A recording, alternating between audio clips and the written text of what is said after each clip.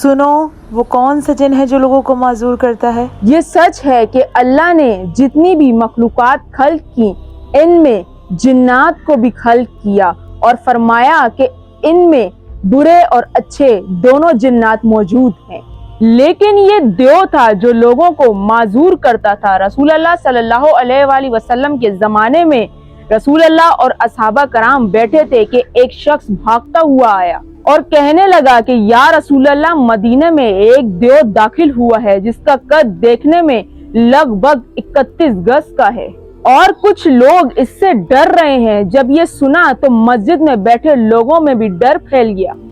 رسول اللہ نے سنا اور فرمایا کہ گھبراؤ نہیں، یہ دیو میرے پاس ہی آ رہا ہے۔ اتنے میں یہ دیو رسول اللہ صلی اللہ علیہ وآلہ وسلم کے پاس آیا اور ان کے قدموں میں اپنا سر جھکایا اور پھر ادب سے سلام کیا۔ لوگوں نے دیکھا کہ ایک بہت بڑا خطرناک دیو جس کے بال زمین سے ٹکرا رہے ہیں اور دانت باہر ہیں اور اس کے گال سے پیپ اور خون ایک ساتھ بہہ رہا ہے اور اس کے ہاتھ کھجور کے پتوں سے باندھے ہوئے ہیں۔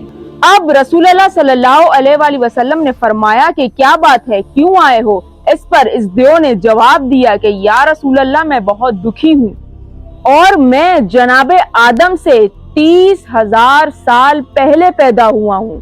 میں بہت سرکش تھا اور اسی بے رحمی کی وجہ سے میں نے بہت سے بچوں اور آدمیوں کو معذور کیا، لیکن ایک دن میں نے دیکھا کہ ایک نوجوان ذی شان انسان میرے سامنے سے گزرا تو میرے دل میں حسد آیا کہ کیوں نہ میں اس پر بھی حملہ کروں۔ میں حملہ کرنے کے لیے آگے بڑھا کہ اس نوجوان نے ایک زوردار تماچا مارا کہ مجھے معلوم ہی نہ ہوا کہ کیا ہوا اور یہ تماچے سے زخم اسی دن کا ہے۔ یا رسول اللہ، یہ خون بھی اسی دن کا بہہ رہا ہے۔ اس نوجوان نے کھجور کے پتوں سے میرے ہاتھ بھی باندھ دیے اور اتنی ہی دیر میں وہ نوجوان میری آنکھوں سے اوجھل ہو گیا کہ جب میں جنات کی بستی میں واپس آیا اور ان پتوں کو کاٹنے کی کوشش کی تو نہ وہ کٹے اور نہ وہ کھلے، اور 30,000 سال گزرنے کے بعد جناب آدم کی خدمت میں گیا اور ان سے کہا کہ آپ نبی ہیں، میرے ہاتھ کھول دیں۔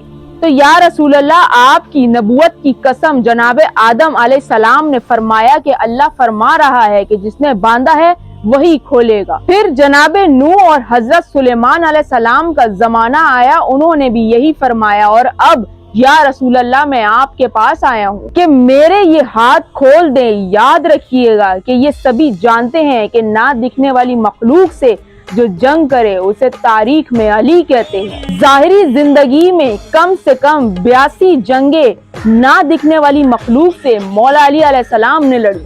ابھی دیو نے اپنی رودات سنائی ہی تھی کہ ایک شخص مسجد نبوی میں داخل ہوا۔ کیا دیکھا کہ یہ دیو کبھی ادھر بھاگتا ہے کبھی ادھر بھاگتا ہے اور کہتا ہے کہ یا رسول اللہ، مجھے اس سے بچا لیں، اور چلا چلا کے کہنے لگا کہ یہی تو وہ تھا جس نے میرا یہ حشر کیا ہے۔ اس پر رسول اللہ صلی اللہ علیہ وآلہ وسلم نے اس دیو سے فرمایا کہ ڈرو نہیں، اور مولا علی علیہ السلام سے فرمایا کہ علی، اس کے ہاتھ کھول دو۔ مولا علی علیہ السلام نے اس دیو کے ہاتھ کھول دیے اور فرمایا کہ میں نے تجھے آزاد کر دیا ہے، جا واپس چلا جا۔